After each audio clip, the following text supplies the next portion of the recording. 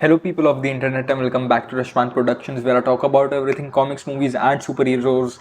So, I just watched Gen V Season 2, Episode 6, and let me tell you, this was my personal favorite episode in Season 2 because this kind of connects more towards the entire universe of the boys, and this episode felt actually more like a boys episode than a Gen V episode because you have that kind of a team kind of dynamic going on over here, but still this team is very different from the boys because the boys are a group of misfits, and they're just getting through by like whatever they're getting through by whatever. But these are dedicated group of friends who have a particular goal, who want to figure something out, and that is why they are doing it. Whereas the boys are more offensive type of group. They are kind of figuring it out and what is happening, let's see what happens, let's move forward through that.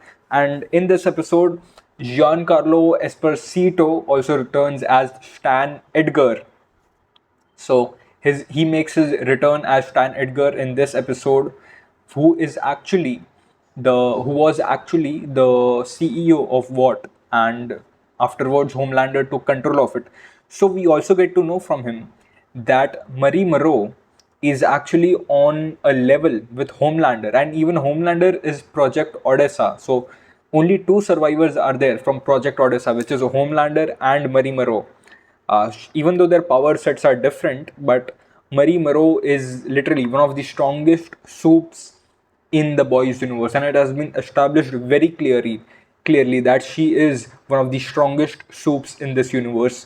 And we also get to see that the motivations of Cipher in this episode, because the reason he is doing this because he wants to make the soups a greater race, like greatest of the greats. He wants to make uh, a group or a class of superheroes, a soups who are more superpowered, who are kind of above other soups as well. So he wants to create more and more powerful soups, and to kind of carry out this mission, he is going to clear out almost like 75% of the other soups who are not as powerful or as effective from God you, and basically starting from there and purging like the weak soups, and not just humans but be weak soups too.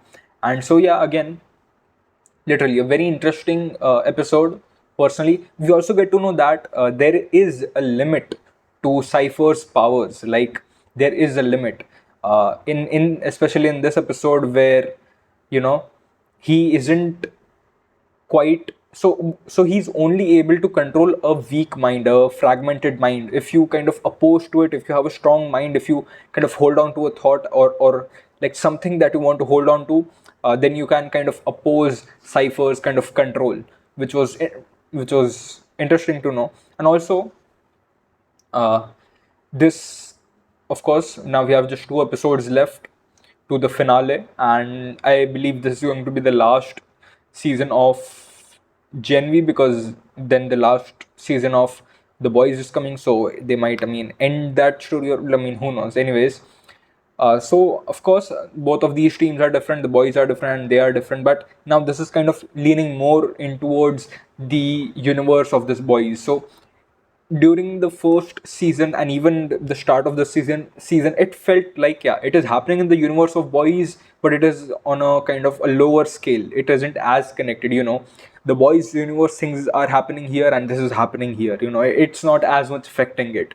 But in this season, it is finally established how much of it is going to affect the next season of boys, because Murray here is literally the strongest soup, one of the strongest soups, borderlining with Homelander. So let's see what happens in the next and the last season of The Boys. So of course, in the last two episodes, we will see more development. We might get more cameos from the cast of The Boys.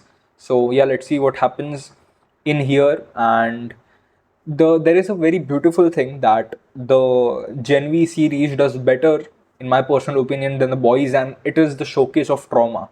So in season one, in season two, they have all these malfunctioning kind of people. I mean, even The Boys has it. The entire boys universe is full of malfunctioning people, anyways. But this kind of portrays it kind of more, I would say, able to consume it more. Let's say groundedly, because in the boys series, the trauma that is shown is infused with these supernatural elements of powers and stuff like that. But in here, it's kind of more grounded. It's kind of more believable from a personal point of view. So that is one thing that I absolutely love about Gen V, and that is their showcase and their portrayal of trauma and how it affects your developing years and how it kind of makes you into a person, either good or bad. This does it very clearly and very well. I personally like that about it. And yeah, that's it. Love this episode. Waiting to see next two episodes. This episode went right into action, and that is why I mean loved it, and that is why it kind of reminded me of more particularly a boys episode or the boys scenario. So yeah, it was great. Waiting for the next episode. I'll see you in a day with Peacemaker season 2 finale. So yeah, it comes out after a day. I'll check that out, and for that, sub to the channel, like, comment, and let me know what you liked about this episode, or maybe if you want to see any more comic videos, I have put out part 2 for the history of the DC universe right here. So go and check it out on my channel. Sub. That's it. I'll see you in the next.